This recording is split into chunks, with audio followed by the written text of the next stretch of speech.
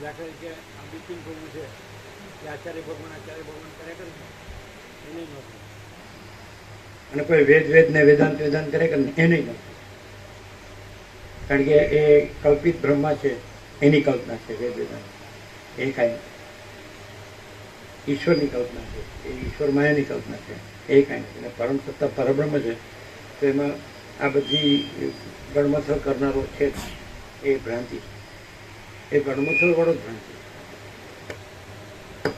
અને બીજું એના દેવગુરુ ઈશ્વરની ભ્રાંતિ, લઘુતર ગ્રંથિ ભ્રાંતિ સાચી નથી દેખાતી કે એને શાંતિ નથી. અને એની વાસના તો એના સ્ત્રી પુત્ર ઘર ધન માન કે પ્રોપર્ટી એમાં જ છે, સોનું નાન છે, સોનું સમાજને, કોઈ કુટુંબને, અમારી જ્ઞાતિને, દેશ દુનિયા ગામ.